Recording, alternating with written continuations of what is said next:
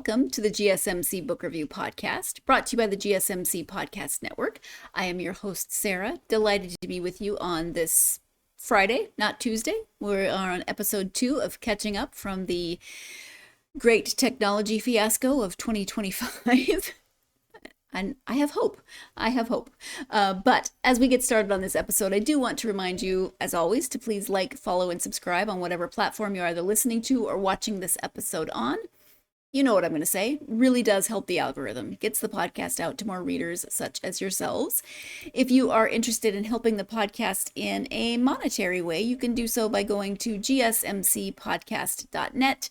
There you could leave a tip, a donation, a holiday gift, however you want to look at it. It helps not only this podcast, but the network as a whole. All of that help is greatly appreciated. Whether you support this podcast by watching or listening, liking, following, subscribing, or in this way by leaving a tip, it's all incredibly appreciated. The podcast does not function without you, the readers who tune in every week to hear these author interviews. So thank you so much, as always, for all of your support. Again, that link is gsmcpodcast.net.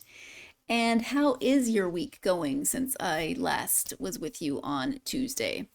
Mine has been good. Like I said, I have hope that I've turned a corner with the technology thing. Don't want to say too much and tempt the universe to say, it's going too well for you.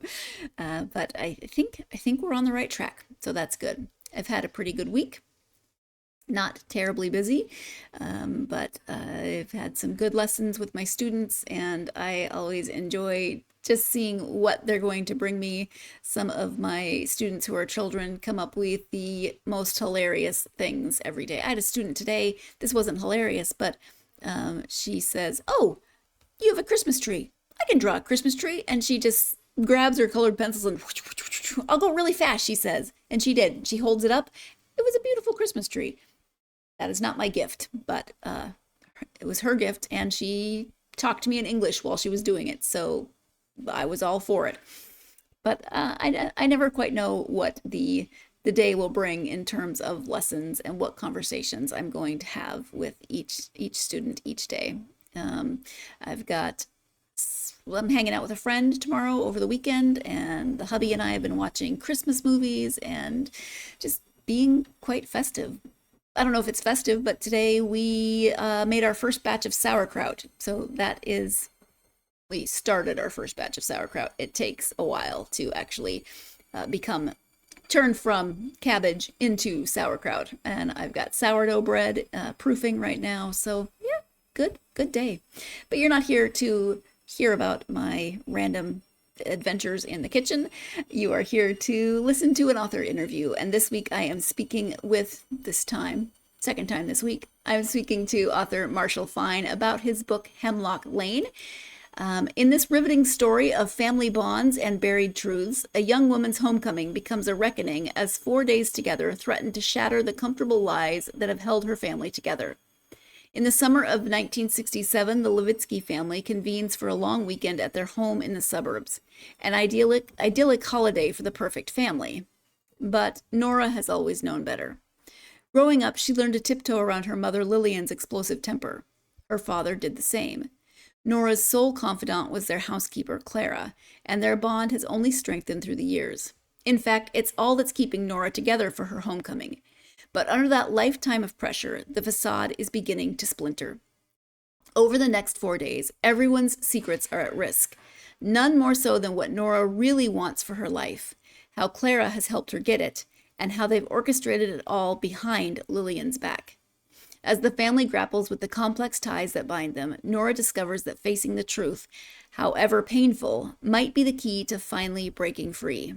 This weekend, Nora's bravest act may be in knowing which bonds to cherish and which ones to be gently set aside, making room for a future of her own choosing. And that is the description for Hemlock Lane. It is, as you heard, set in 1967, so historical-ish fiction. I mean, not that far outside of my own lifetime, within Marshall's lifetime.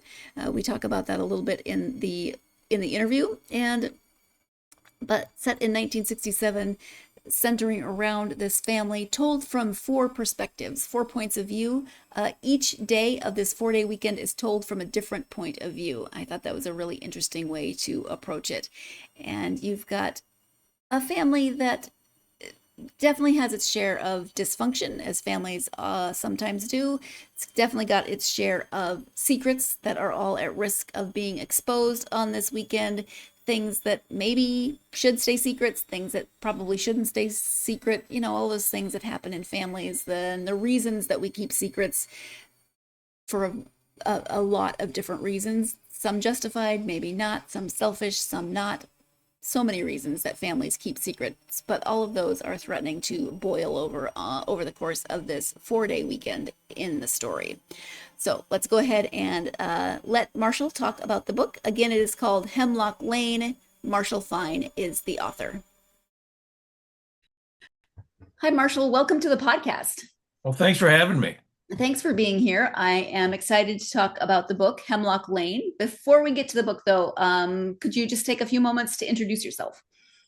Sure. I am a lifelong writer who spent 50 years of first 50 years of my career in newspapers and magazines, mostly as a movie critic, as an entertainment reporter. I wrote several biographies of film directors. I made a couple of documentaries. And then I retired from all of that about 4 years ago and started writing fiction. Okay, interesting. If we had more time, I could ask a million questions about your previous career, but we'll talk about the book. So, Okay. can you give an overview of the story for Hemlock Lane? Hemlock Lane is a story told over the course of a 4 day weekend about four main characters. Each day of the weekend is told from the perspective of one of the characters. Essentially, the plot is about a daughter who's finished graduate school who is summoned by her father because he has a problem. She has secrets of her own. They're both trying not to trigger the overbearing mother who has dominated everybody in the family's life for so long. Yeah. And I was reading it on my Kindle, and it, you did really well at 25%. We switched to the second day, and the second perspective at 50%. It switched to so I don't know if that was deliberate or just coincidental, but it was well done. I didn't plot it out page by page, but it felt about right each time I got to the end of a section. Well, your instincts were good. Oh, thank you. um, so, what was your inspiration for the book? It was really the idea of telling this story from the perspective of these four different people, telling a story where with each new section, the reader learns information that changes what he thought he already knew, Yeah. with right up to the very end. Hopefully there are some surprises in the last section for people who have been paying attention. Okay. Did you always, so you always set out to write it from four different perspectives? Had you ever considered writing it in a different fashion? No, my first novel was strictly about one character, and it was always from her point of view. And my challenge to myself here was to really maintain that character's point of view so that they didn't know things they wouldn't otherwise know as I was doing the writing. So it was more of a puzzle than I'm usually comfortable with. I don't have that kind of puzzle brain to write a thriller or a mystery. I don't think I do either, although I enjoy writing them. So for yourself and your own organization of the book, how did you keep track of details and making sure that all the perspectives were correct, the days were right, Um, I went day by day. It's like, and I didn't get it right the first time, and that's certainly something I would say to beginning writers is you won't get it right the first time. Mm. No matter how good you think it is, it can be better. And so after I finished the first draft, then I went back and looked and I thought, no, here I've got other people's point of view intruding here. They wouldn't know this, and there's a way to do this. And there were scenes, for example, that I shifted from person to person and changed the perspective on the scene, and it changed the scene. Mm. So it was an interesting challenge as a writer. I would imagine, yeah. Kerfuffle. Let's go with kerfuffle. Uh, this one started recording in speaker view instead of side by side, which is how I normally do it. That's going to switch back in the next segment. It's going to go back to speaker or to side by side view as you're used to seeing it if you are a viewer, a regular viewer. I'm curious. Let me know in the comments because I've never done speaker view recording. Do you like it better? Do you like the way it is side by side? Let me know. Let me know in the comments. But it is time for the first break of this episode. When we come back, we'll be talking about those 4 points of view and what about some of those characters may resonate with you as readers. You're tuned in to the GSMC Book Review Podcast, and I will be right back.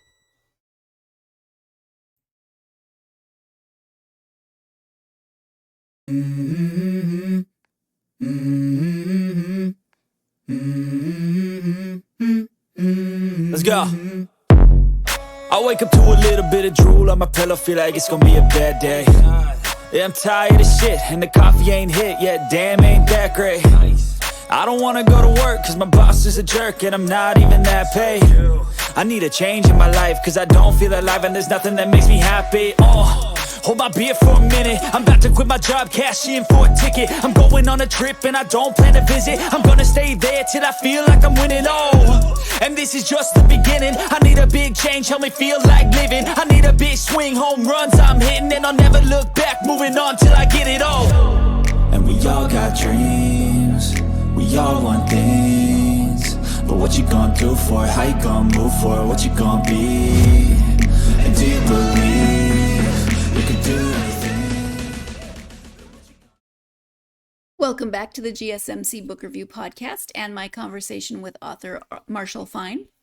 Before the break, Marshall was talking about the writing process, and he said, you never get it right the first time, or you won't get it right the first time. And I've said this before, but so often what authors say about writing, I think, is applicable to a lot of different areas in our life.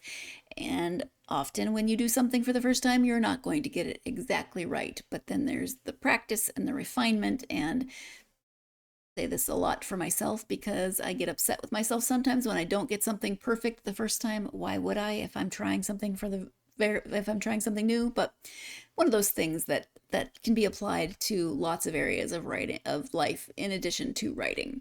Let's go ahead and return to the conversation with Marshall. Can you talk a little bit about the four perspective character you think might resonate with readers? Well, the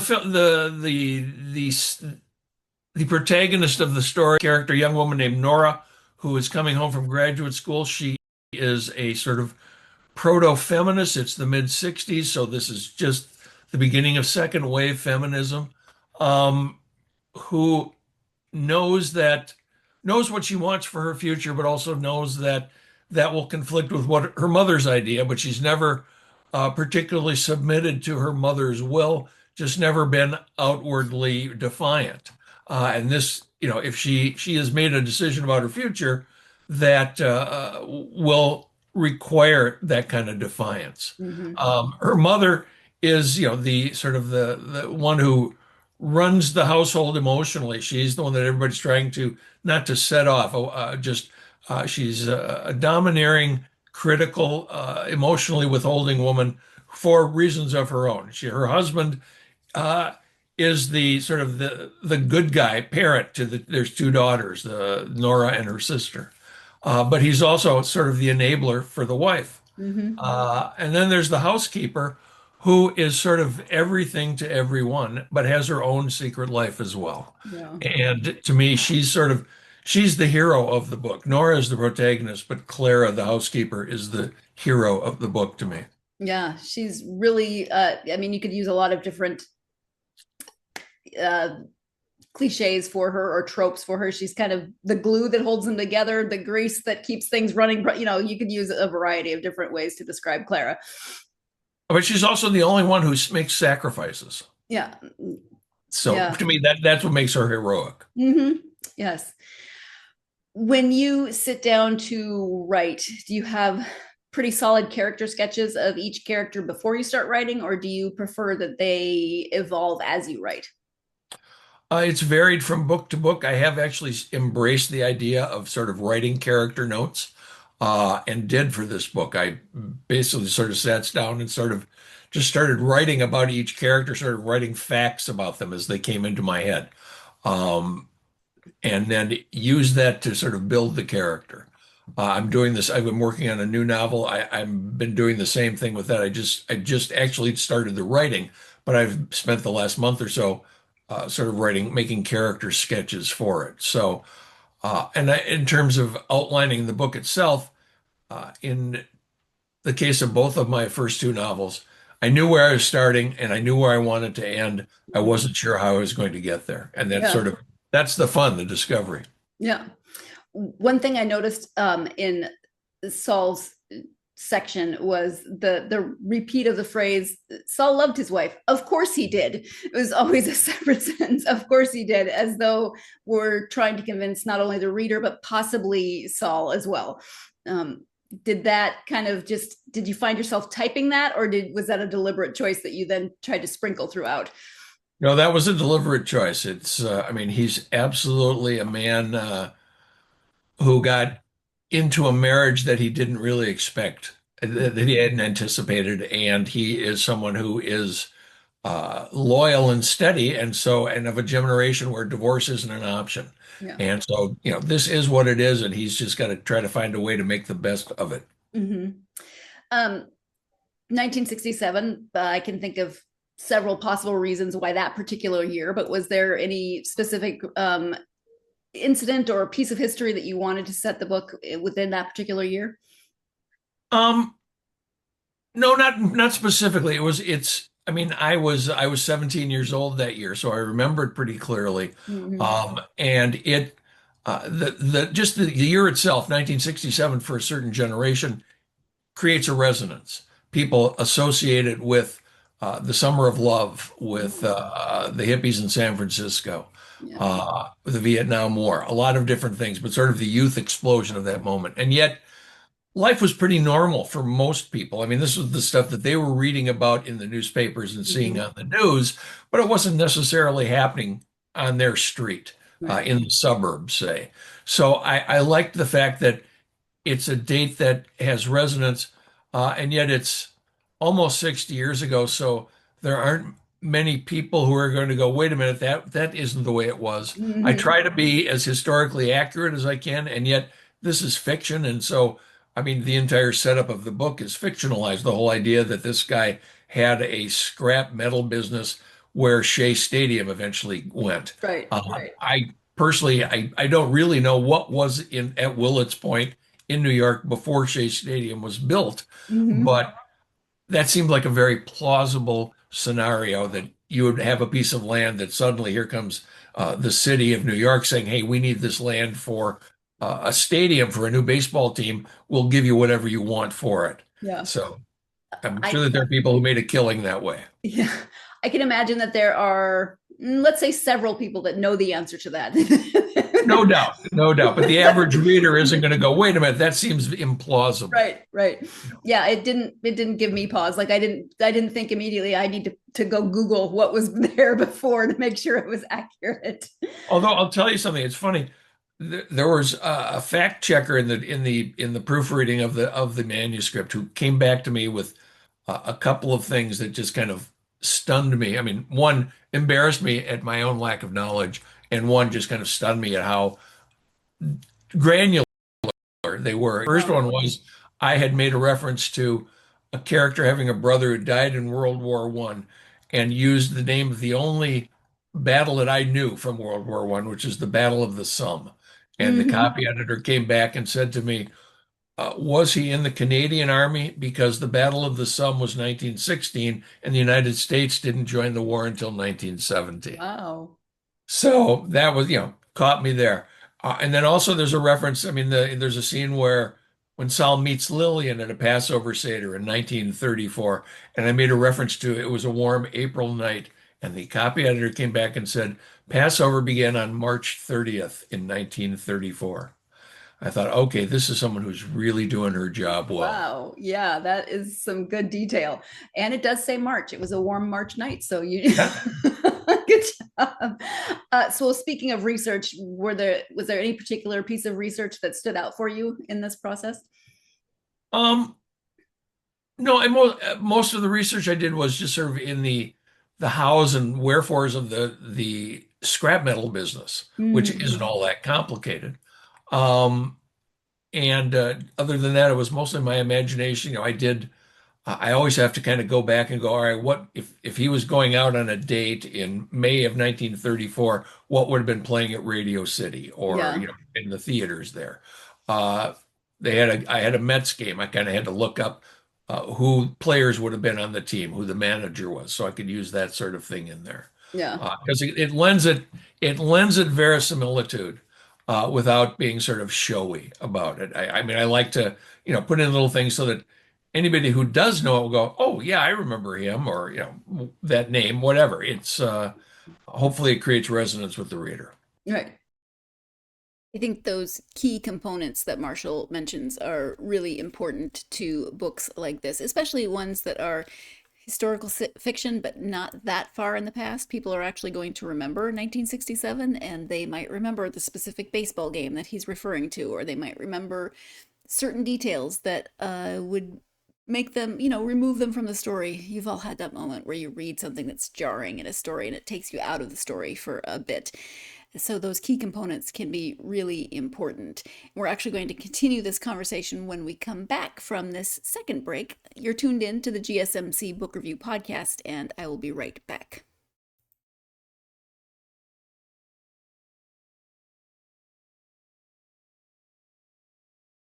For the best and latest podcasts available anywhere, go to the podcast app on your cell phone and type in GSMC to access free content-rich podcasts on health and wellness, book reviews, sports, entertainment, relationships, social media, movies, technology, finance, and even weird news. Subscribe and download the GSMC Podcast Network's family of shows, available everywhere podcasts are found. Welcome back to the GSMC Book Review Podcast and my conversation with author Marshall Fine. Before the break, he was talking about those key components of using details, who was playing, where were they playing, what was happening in a certain time in a certain place to create resonance, which is where we're going to pick up now that we go back to the conversation. Sometimes you read point and the author really wants to drop in every little piece of information that will show, yes, this is the year and this is the place, and we're making sure to drive that home in very overt ways. Oh, I mean, there are 100 pages in the middle of Moby Dick devoted to how you whale, how you catch a whale, and what you do with it once you've caught it. Yeah, no. Literally 100 pages that stops the story dead.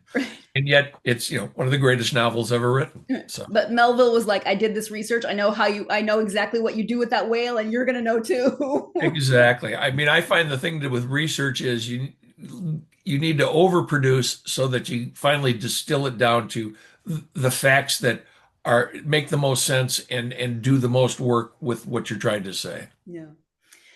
What draws you, do you think, to writing historical fiction? Well, excuse me, I kind of chuckle at the notion that this is historical fiction. I'm of an age where a new word, I think, for our lifetime. No, I know. But I mean, it feels as though things that I think of as my cultural history are considered ancient history to the people who really sort of control the culture today. Yeah. Which is why we have movies about Bob Dylan going electric or Bruce Springsteen's album, because this is really old news or new news and history to people who are, 20, 30 years old. I'm 75. This was my life. So Yeah. I don't think of it as historical fiction, but I like capturing an era, and and again, it was an era that I remembered. I mean, I consider the part that I write that's set in the Depression as historical, because that happened before my lifetime.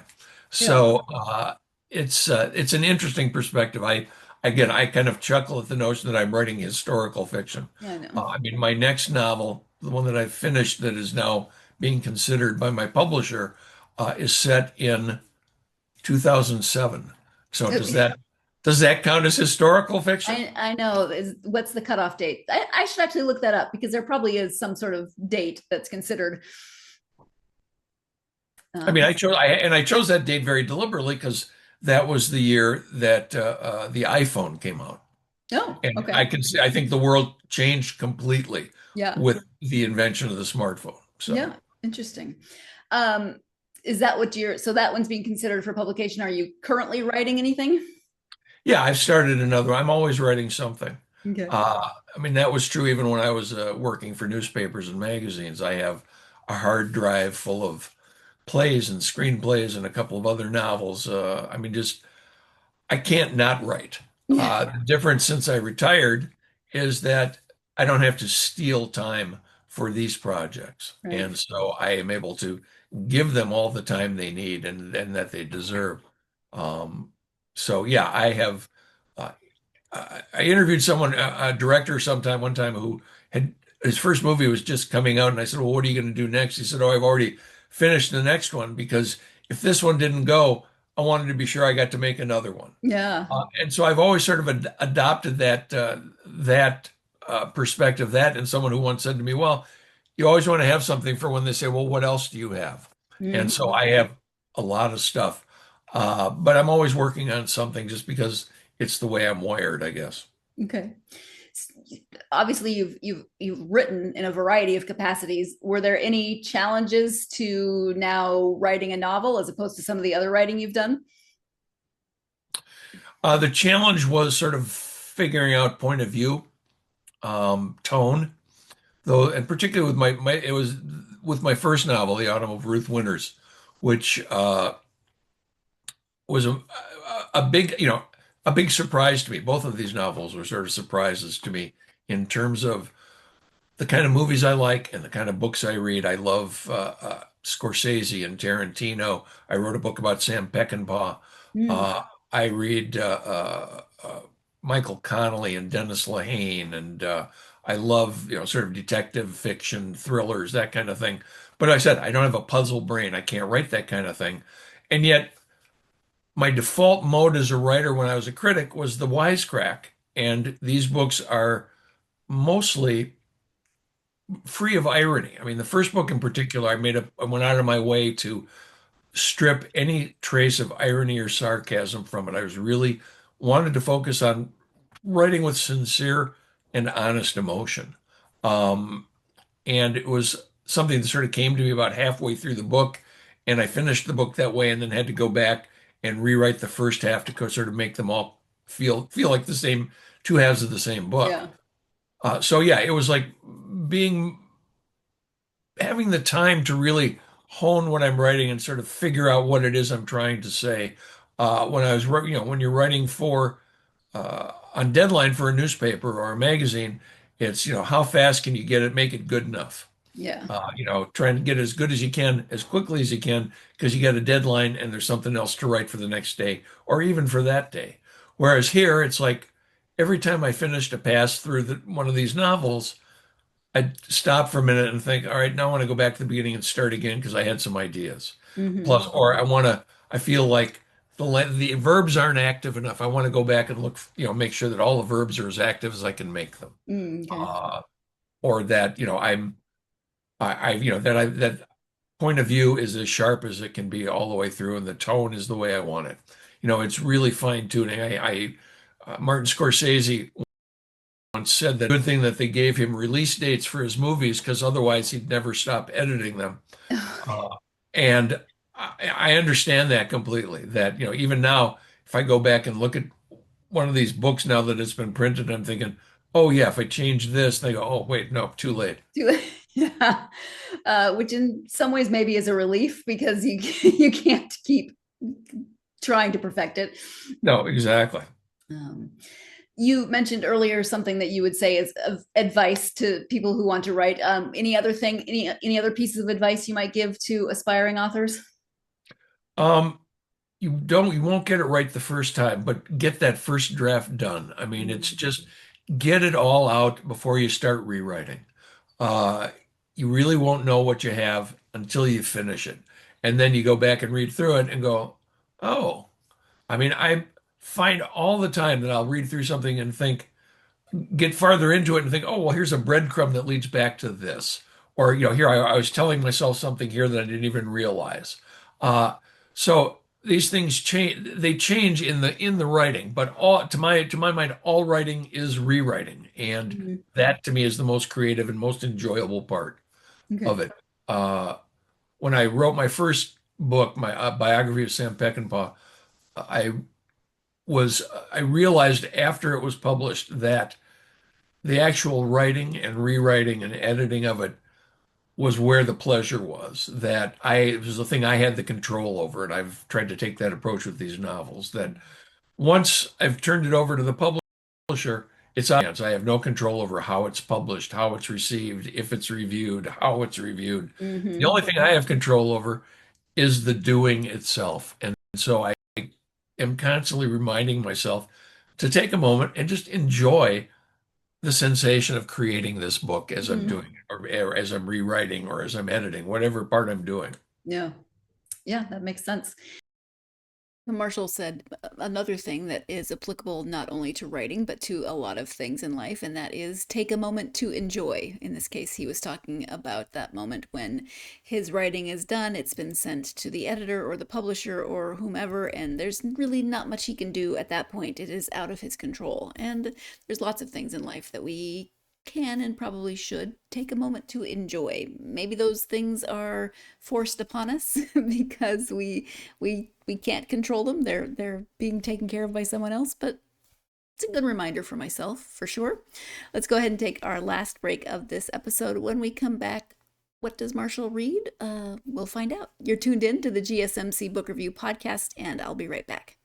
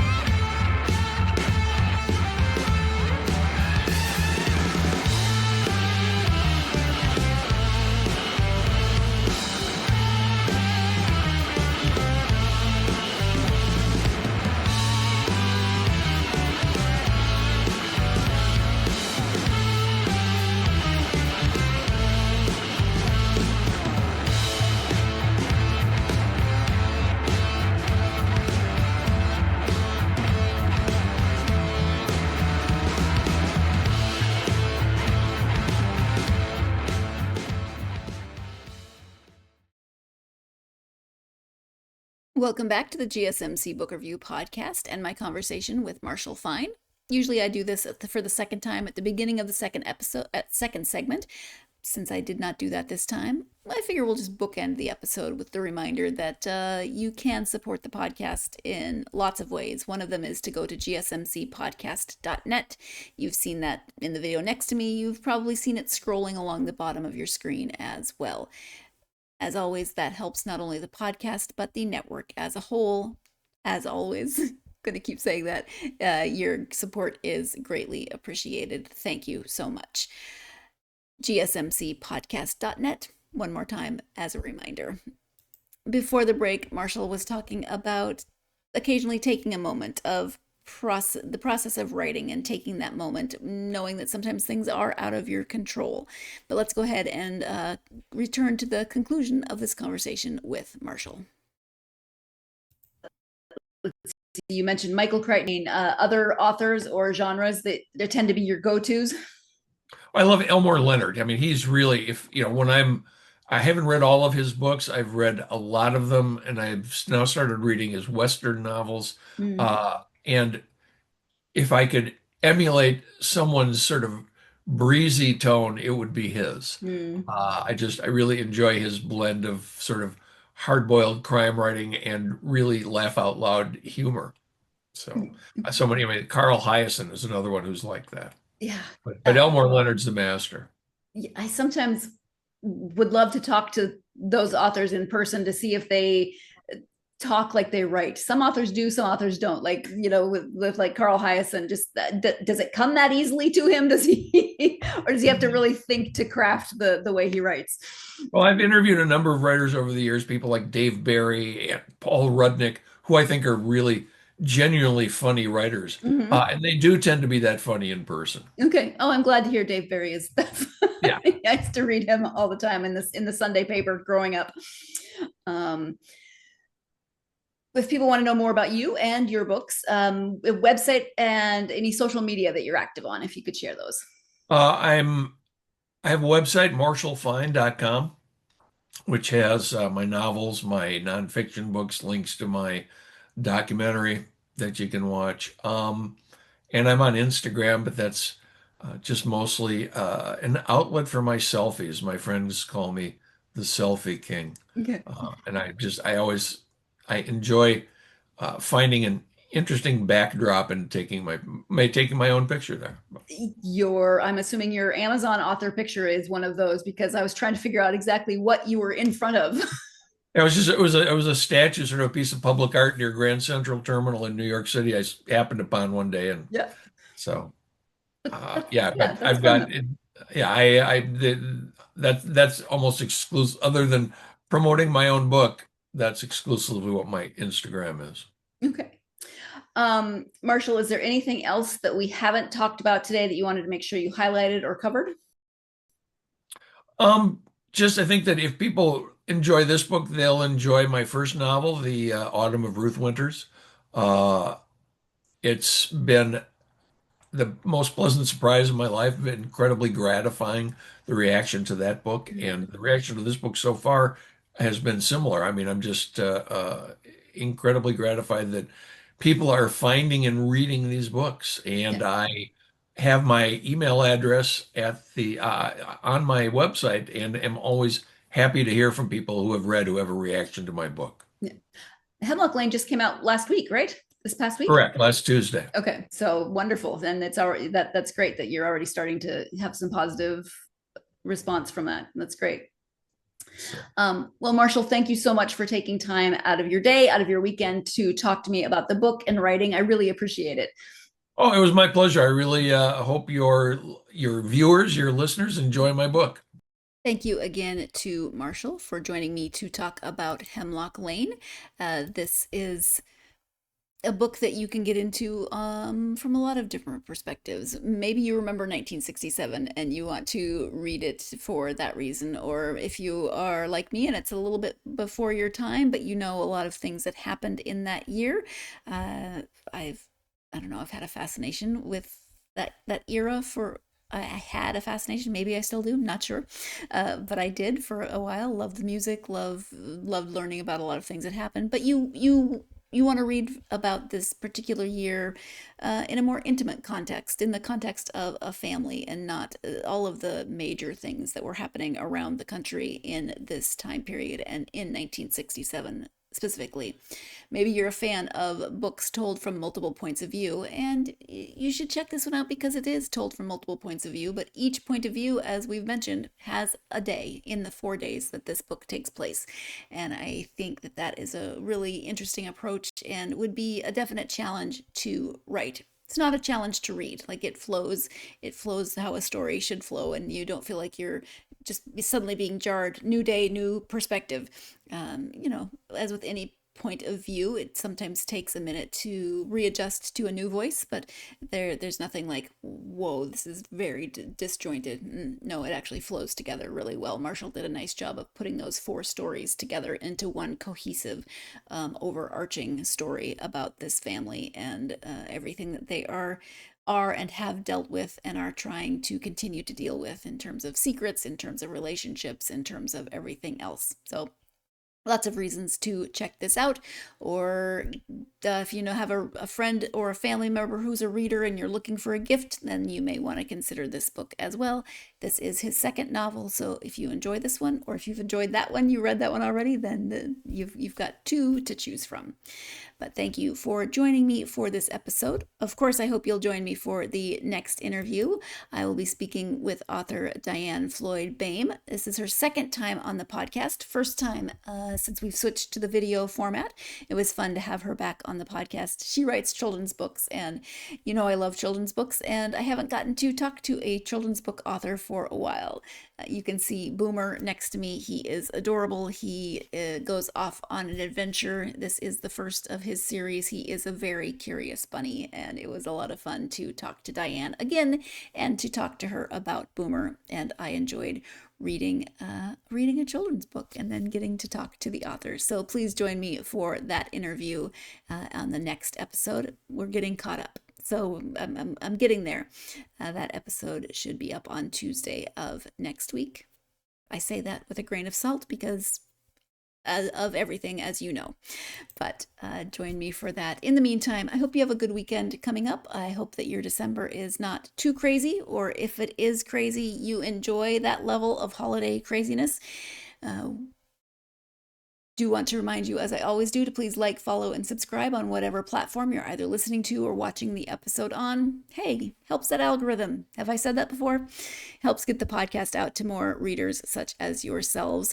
Leaving a positive review is another excellent way to help that algorithm. If you've thought about leaving a review, just it's not hard. I and all my overthinking ability have done it, and it's not too terrifying, so you can do it. But also leave those for your favorite authors and your favorite books. The world runs by algorithms nowadays, and the reviews are a great way to help engage that algorithm. Get this podcast, get your favorite books out to more readers. You can follow the podcast on social media: Facebook, X, Instagram, TikTok, and Blue Sky. Love hearing from you. Follow the podcast. Ask me random questions. I love it. I hope you're having a great week. Hope you're having a great December.